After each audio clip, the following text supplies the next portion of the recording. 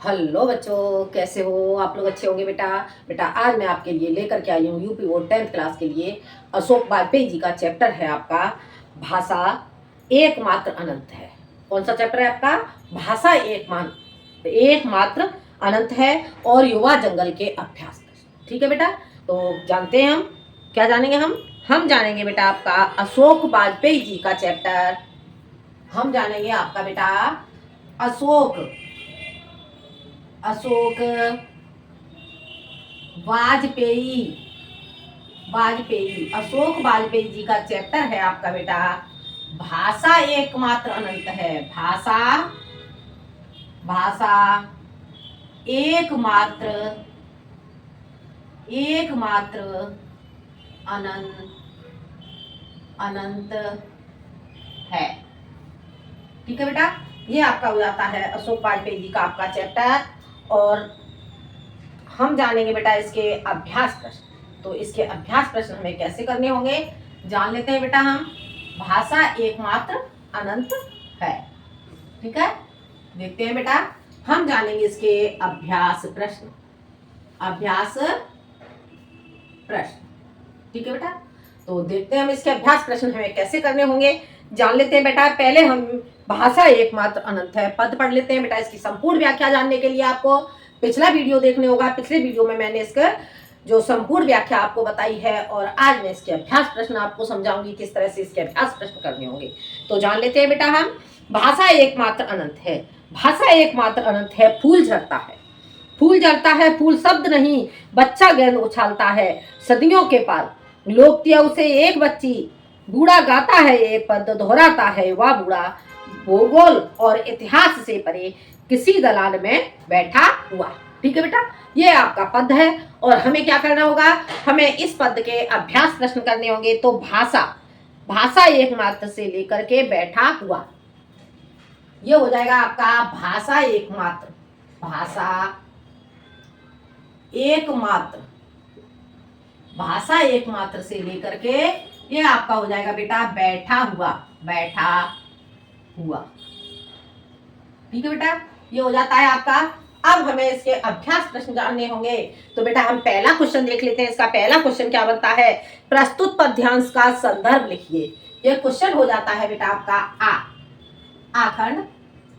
क्या लिखना होगा हमें, संदर्भ लिखना होगा। ठीक है बेटा, सो संदर्भ हम इसका कैसे लिखेंगे जान लेते हैं। प्रस्तुत पद्यांश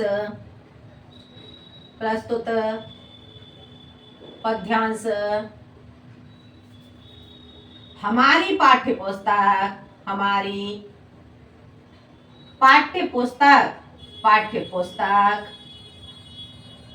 पुस्तक हिंदी के काव्य खंड के अशोक वाजपेयी।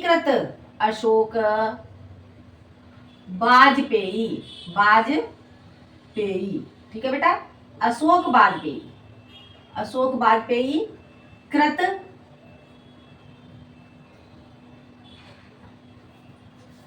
भाषा एकमात्र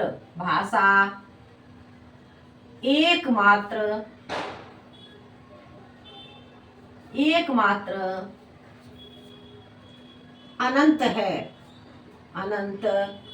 है शीर्षक से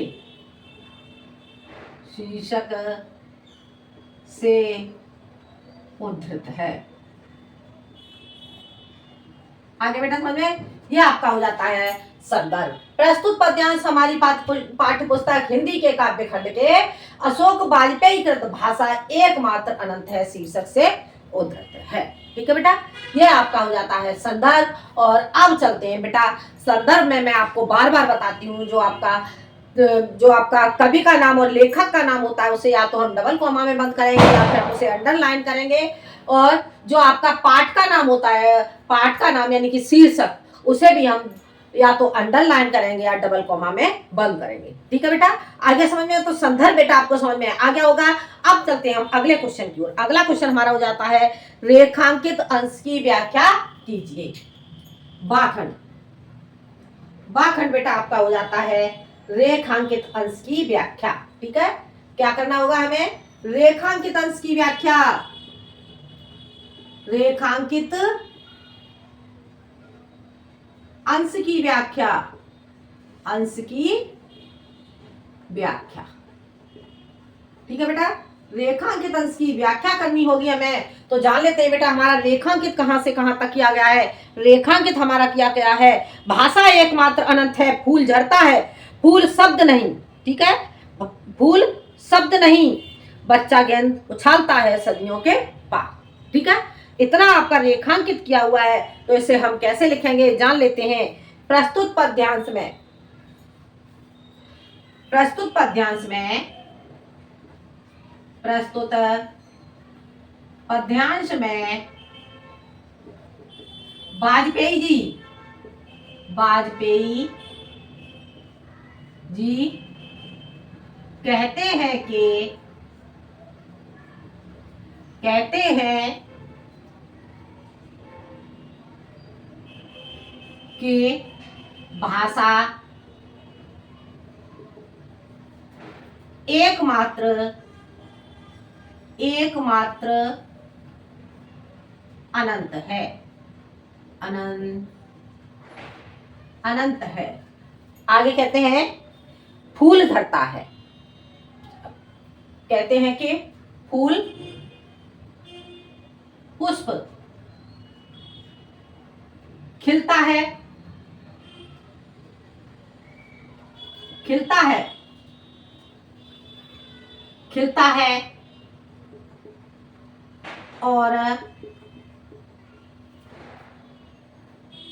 और मुरझाकर,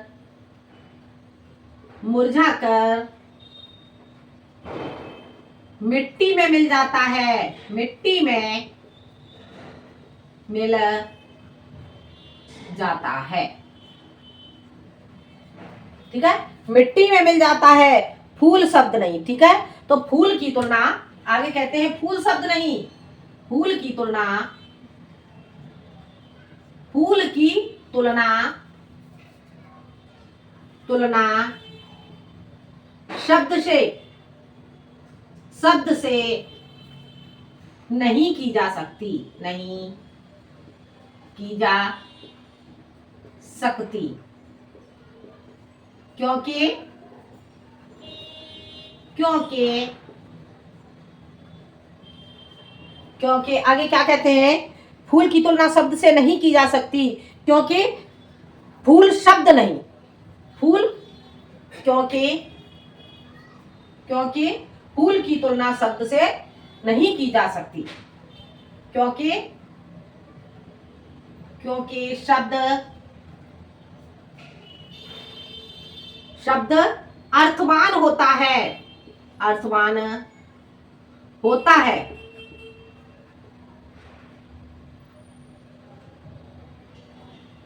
अर्थवान होता है। ठीक है, बच्चा गेंद उछालता है सदियों के पार। फिर कहते हैं अर्थवान होता है, शब्द, आगे लिखेंगे शब्द, शब्द नष्ट नहीं होता, नष्ट, समझ आ रहा है बेटा? शब्द,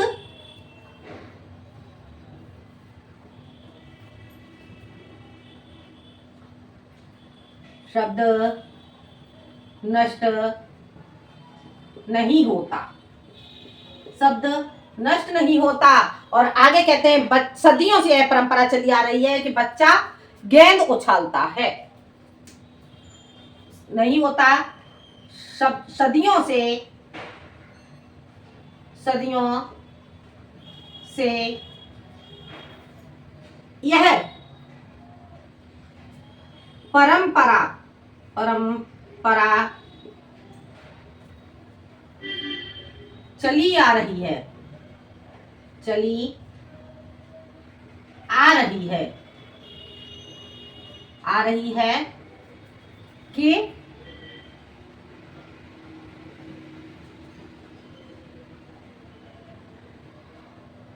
बच्चा, चली आ रही है कि बच्चा गेंद उछालता है, चली आ रही है कि बच्चा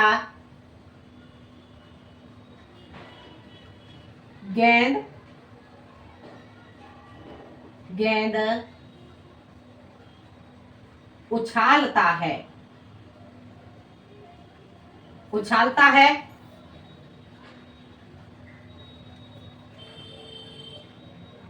और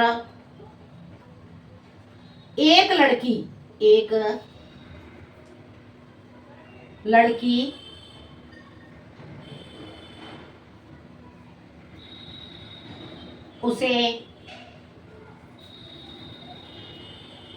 उसे लपक लेती है, लपक लेती है। उसी प्रकार, उसी प्रकार, उसी प्रकार शब्द, शब्द एक व्यक्ति से, एक व्यक्ति से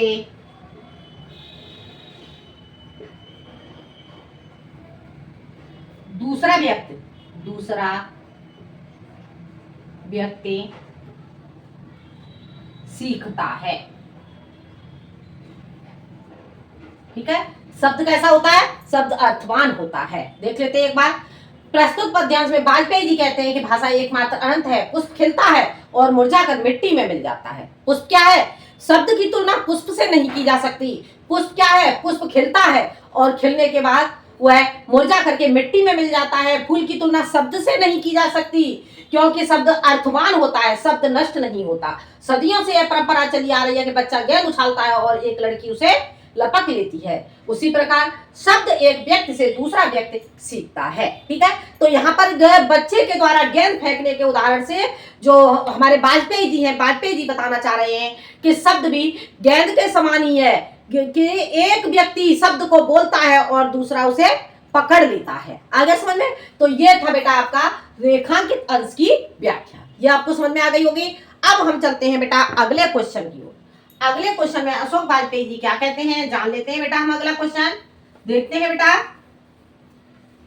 हम जानेंगे अब अगला क्वेश्चन, तो जान लेते हैं बेटा हम अगले क्वेश्चन को देखते हैं। देखो क्वेश्चन आपका हो जाता है, अब आपका क्वेश्चन हो जाता है साखंड। साखंड में हमारा क्या क्वेश्चन है हम देख लेते हैं। कवि पद्यांश में किसकी विशेषता बता रहा है? कवि पद्यांश में भाषा की विशेषता बता रहा है। इसका उत्तर क्या हो जाएगा आपका? कवि पद्यांश में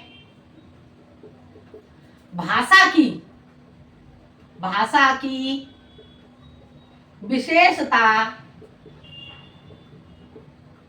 विशेषता बता रहा है। आगे समझ में? तो ये आपका हो जाता है साखंड। क्या क्वेश्चन था आपका? क्वेश्चन था कवि पद्यांश में किसकी विशेषता बता रहा है? तो कवि पद्यांश में भाषा की विशेषता बता रहा है कि भाषा एकमात्र अनंत है। आगे समझ में? तो ये बेटा जो आपको पद्यांश है आपका, ये आपको समझ में आ गया होगा। अब चलते हैं बेटा हम आपके अगले पद्यांश की ओर। ठीक है, ये आपको समझ में आ गया होगा। अब हम जानते हैं आपका अशोक वाजपेयी जी का अगला पद्यांश है आपका युवा जंगल से। ठीक है बेटा, युवा जंगल से अशोक वाजपेयी जी का ही आपका अगला है युवा जंगल। युवा जंगल, ठीक है बेटा। तो हम जान लेते हैं अब युवा जंगल को, देखते हैं हमें कैसे करना होगा युवा जंगल। ठीक है, इसमें हम जानेंगे बेटा इसके अभ्यास प्रश्न युवा जंगल के। तो हम पहले पद को पढ़ लेते हैं। एक युवा जंगल मुझे, यहाँ पर क्या कहते हैं? एक युवा जंगल मुझे अपनी हरी उंगलियों से बुलाता है। एक युवा जंगल मुझे अपनी हरी उंगलियों से बुलाता है। मेरी सिराओं में हरा रक्त बहने लगा है।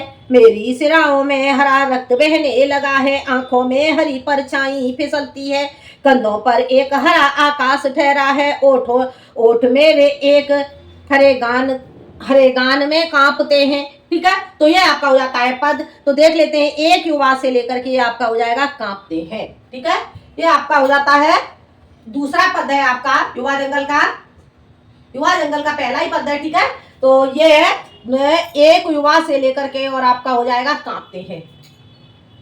एक युवा, ठीक है, एक युवा से लेकर के, और ये पद आपका हो जाएगा बेटा कांपते हैं, कांपते हैं।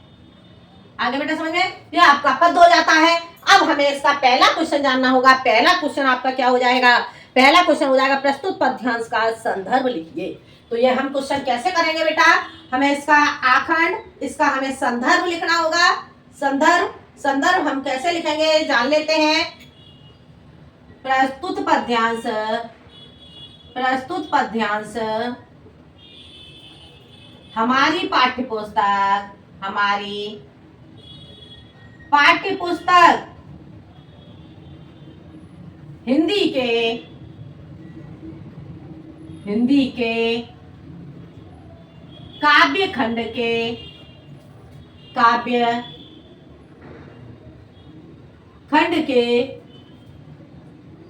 अशोक वाजपेयी कृत, अशोक वाजपेयी, अशोक वाजपेयी कृत युवा जंगल, युवा जंगल शीर्षक से उद्धृत है।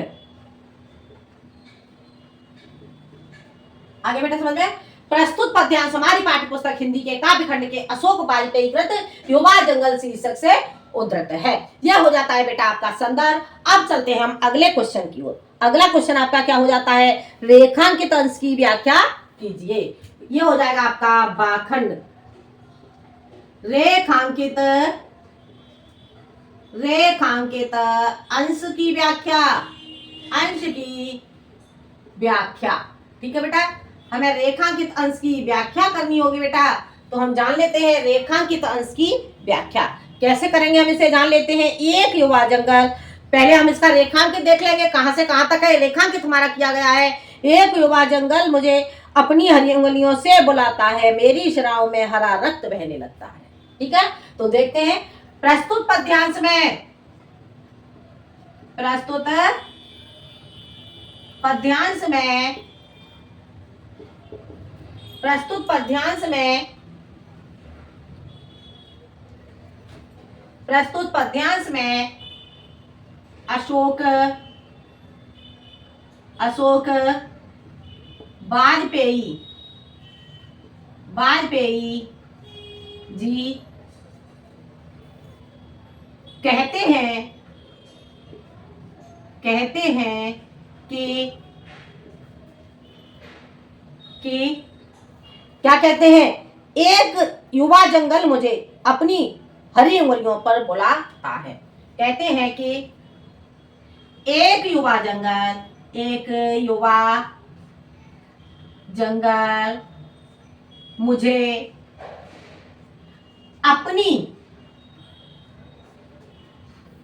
ओर आकर्षित करते हुए, आकर्षित करते हुए, करते हुए अपनी हरी,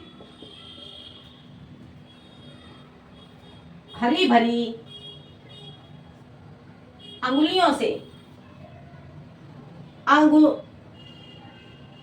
अंगुलियों, अंगुलियों से, अपनी हरी भरी अंगुलियों से मुझे बुला रहा है, बुला रहा है, जिससे, जिससे मेरी नसों में, मेरी, क्या कहते हैं, मेरी नसों में, मेरी शिराओं में हरा रक्त बहने लगा है, जिससे मेरी नसों में, नसों में हरा रक्त, हरा रक्त बहने लगा है, बहने लगा है। आगे समझ में? यानी कि मेरा मन अंदर से जंगल की, युवा जंगल की हरियाली को देख करके प्रफुल्लित होने लगा है। ठीक है बेटा, क्या कहते हैं प्रस्तुत पद्यांश में अशोक वाजपेयी जी कहते हैं कि एक युवा जंगल मुझे अपनी और आकर्षित करते हुए अपनी हरी अंगुलियों से मुझे बुला रहा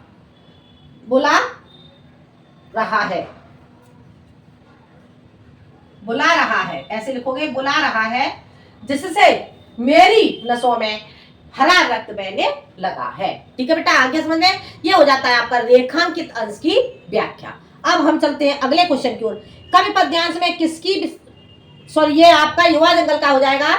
युवा और जंगल के दो दो पर्यायवाची शब्द लिखिए। ठीक है, तो युवा और जंगल के दो दो पर्यायवाची लिखिए। ठीक है, तो पहले हम लिखेंगे सा, युवा, युवा के दो पर्यायवाची लिखेंगे। युवा, युवा के दो पर्यायवाची हो जाएंगे आपके नौजवान, नौजवान। ठीक है, और हो जाएगा आपका किशोर, किशोर। एक और लिख लो, तरुण। ठीक है बेटा, उसके बाद आपको लिखना होगा जंगल का पर्यायवाची, जंगल, जंगल का आपका पर्यायवाची हो जाएगा बेटा, जंगल का पर्यायवाची हो जाएगा आपका वन, वन। अरण्य, अरण्य। और हो जाएगा आपका विपिन, विपिन। ठीक है, विपिन या फिर बगीचा। ठीक है, तो ये आपका हो जाता है बेटा युवा, युवा का हो जाएगा आपका नौजवान, किशोर, तरुण, जंगल का हो जाएगा वन, अरण्य, विपिन। ठीक है, तो ये आपका हो जाता है अशोक वाजपेयी जी का चैप्टर युवा जंगल के अभ्यास। तो ये चैप्टर बेटा आपको अशोक वाजपेयी जी का चैप्टर भाषा एकमात्र अनंत है और युवा जंगल, ये दोनों आपको समझ में आ गए होंगे। तो ये मैंने आज आपको अशोक वाजपेयी जी का चैप्टर पढ़ाया। ठीक है बेटा, तो बेटा आपको वीडियो पसंद आए तो लाइक करें, शेयर करें और सब्सक्राइब करें। मिलते हैं हम अगले वीडियो में एक नए टॉपिक के साथ। जब तक के लिए धन्यवाद।